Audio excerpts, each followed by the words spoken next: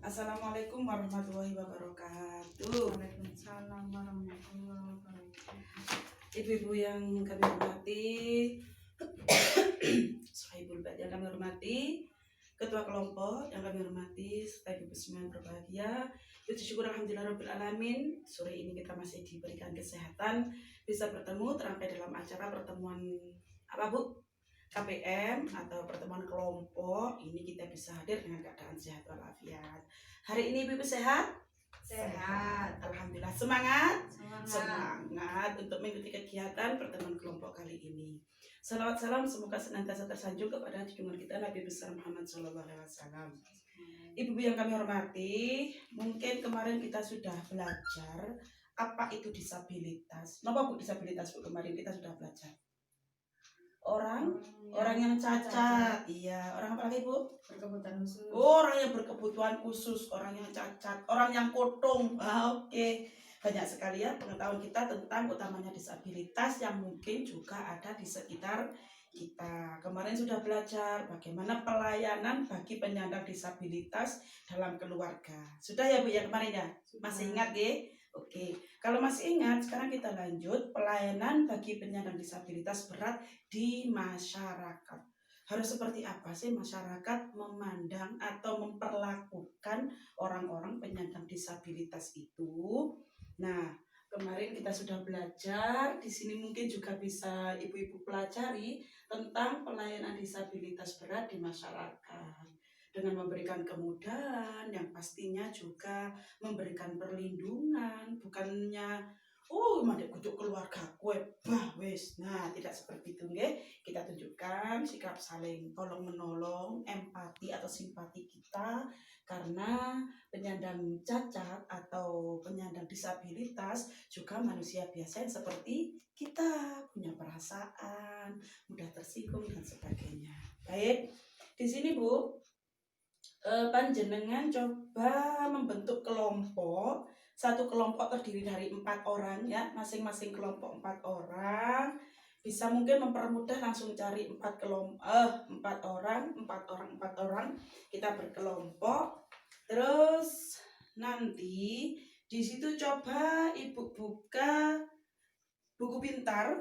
Coba Bu dilihat ya, yang sana sudah buku pintarnya sudah. Per kelompok nggak cukup, per kelompok cukup 1 buku pintar nggak apa-apa Bu.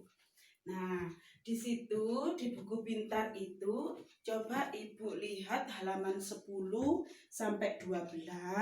Di situ nanti ada cara-cara kita sebagai masyarakat Ibu. Kalau kemarin kan kita sudah belajar kita sebagai keluarga difabel atau keluarga penyandang cacat. Tapi untuk saat ini kita sebagai masyarakat yang ada di sekitar difabel tersebut. Baik, mungkin dari kelompok yang pertama sudah dilihat Bu halaman 10? Sudah. Ya, ayo Bu kita pelajari bersama Bu. Nah, coba Ibu baca di sini untuk yang di tengah sini adalah penderita atau penyandang cacat tersebut. Seandainya seperti ini langkahnya harus kemana? Nah, coba aku dibaca dulu. Tangan, kaki kaku dan kecil. Nah, tangan, kaki kaku dan kecil. Lanjut Bu. Bila berbicara tidak jelas, hanya bisa berkomunikasi dengan keluarga dekat atau Ya. orang-orang di sekitarnya. Ya. Tidak bersekolah, kurang mendapat perhatian dari orang tua. Ya. Tidak diperbolehkan bermain dengan teman sebayanya, dikurung di kamar sendirian. Nah, Ibu tadi sudah bermusyawarah dengan 4 orang tadi ya, dengan kelompoknya tadi ya. Nah, kira-kira kalau dengan penderita difabel seperti ini, mungkin ada salah satu yang bisa menjelaskan kira-kira dengan contoh atau penderita seperti ini pertama dibawa kemana Bu? Ke Pak RT. Kenapa kok ke Pak RT? Minta rujukan ya yang pertama, terus lanjut ke kelurahan. Oh, dari Pak RT minta surat pengantar, terus ke kelurahan, terus lanjut ke rehabilitasi berbasis masyarakat. Oh ya, berarti nanti di situ kalau penderitanya seperti tadi Bu ya, karena memang penanganannya nanti lanjutnya paling akhir yaitu ke rehabilitasi berbasis masyarakat. Baik, terima kasih Bu dari kelompok sini. Kelompok selanjutnya yang nomor halaman 11. Bagaimana tadi sudah musyawarah ya dengan kelompoknya ya? Ya, Ya. Terus itu tentang apa Bu? hidrosefalus, Apa Bu hidrosefalus tadi sudah dibaca Bu? kepala besar. Oh iya, kepalanya besar Terus terus. kaki sama tangannya mengecil. Oh iya, terus. Terus sulit melihat ke kiri dan ke kanan. Dia kesulitan bergerak karena kepalanya terlalu besar. Jadi nggak leluasa seperti ini nggih. Cuma mungkin melirik-melirik saja kanan kiri ya, lanjut. Terus tidak bisa berbicara. Nggak bisa berbicara nggih. Kalau memang ada seperti itu, kira-kira yang pertama kemana Bu? Ke posyandu. Ke posyandu. Kenapa kok ke posyandu ya? Karena Untuk memeriksa kesehatan. Oke, tetap. Jadi ke posyandu tetap seandainya ada yang disabilitas, penyandang disabilitas seperti ini, dia yang masih memerlukan pelayanan di posyandu atau usia balita nggih 0 sampai 6 tahun itu berarti bisa tetap ke posyandu. Tadi tetap Bu nggih ke posyandu seandainya ada yang seperti ini. Terus lanjut ke mana Bu? Ke puskesmas. Iya, ke puskesmas berarti untuk melihat kesehatan atau memeriksakan kesehatannya secara berkala ya. Jadi terus tetap diperiksakan agar penyakit tersebut tidak semakin buruk atau penyakitnya semakin parah. Jadi nanti setelah kalau memang posyandunya sudah bukan usia balita, berarti lanjut ke puskesmas. Baik, terima kasih Bu yang kelompok di sini. Selanjutnya kelompok yang ketiga. Ada apa Bu di kelompok ketiga? Ada paraplegia. Iya, apa itu Bu? Disebabkan karena kecelakaan atau jatuh. Terus tulang punggungnya rusak sehingga mempengaruhi saraf-saraf anggota gerak. Hanya bisa berbaring saja, jarang mandi dan sering murung atau menangis. Kalau memang seandainya ada yang seperti itu sesuai kesepakatan dari kelompoknya Ibu tadi gimana?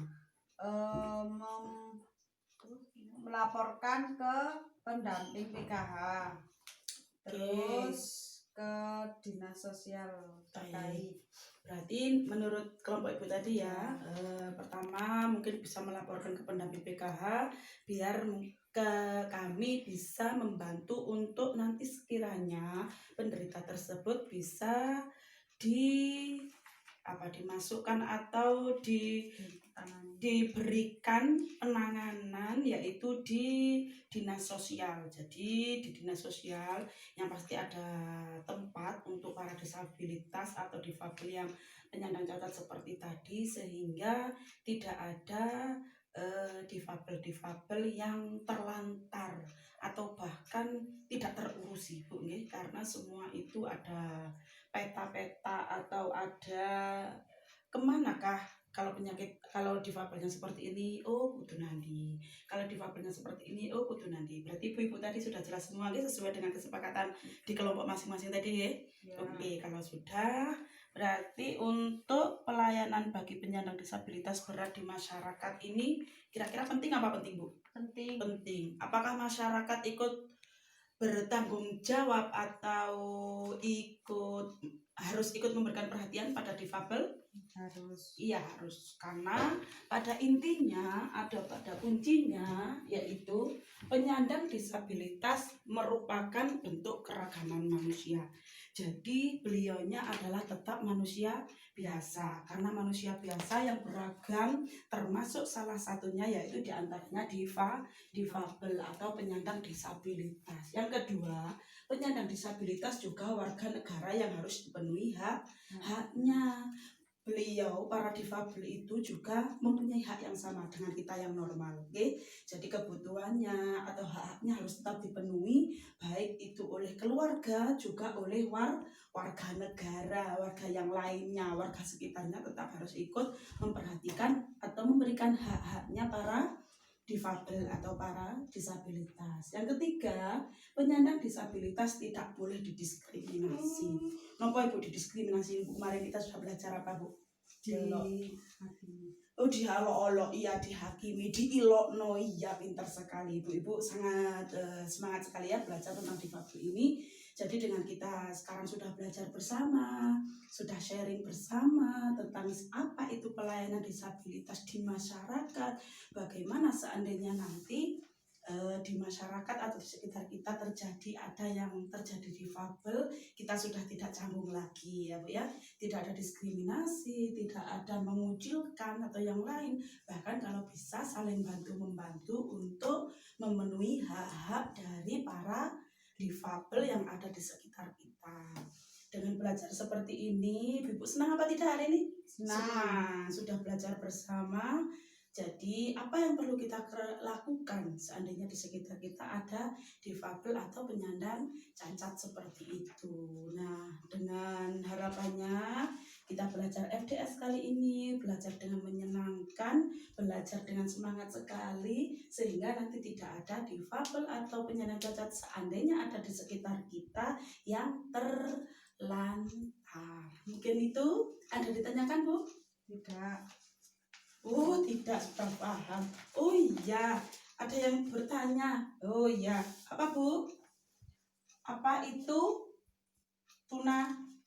tunadaksa? Oh, kemarin kita belajar tunadaksa ini apa Bu? Beliau yang tidak punya cacat tubuh, cacat fisik. Ada yang mungkin tidak punya kaki, mungkin cacat tangan, mungkin kalau mata tunanetra ya, kita kemarin sudah belajar itu. Mungkin kemarin nggak masuk ya Bu ya, nggak apa-apa. Jadi kemarin sudah kita bahas tentang apa saja itu jenis-jenis difabel, apa saja itu jenis-jenis disabilitas berat di masyarakat. Baik, ada yang bertanya lagi? Baik, kalau memang sudah tidak ada, saya rasa cukup. Pembelajaran kita kali ini, kita sudah belajar bersama dengan menyenangkan. Terima kasih atas segala perhatian ibu-ibu. Mohon maaf jika saya ada salah. Ada kurang lebihnya saya mohon maaf. Kita bisa bertemu di lain kesempatan. Semoga kita semua selalu diberikan kesehatan, selalu diberikan kesempatan bisa mengikuti segala kegiatan dengan sebaik-baiknya. Okay? Mari kita akhiri pelajaran atau pembelajaran kali ini dengan bacaan hamdalah bersama-sama.